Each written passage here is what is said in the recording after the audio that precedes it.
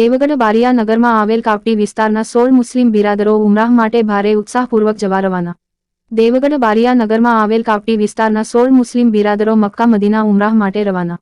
જેમાં દેવગઢ બારિયા કાપટી વિસ્તારના મુસ્લિમ આગેવાન હાજી યુસુફ પટેલ અને મૌલાના હાજી અમીન કડીવાળા સહિત 16 મુસ્લિમ બિરાદરો ઉમરાહ માટે જવા રવાના થયા.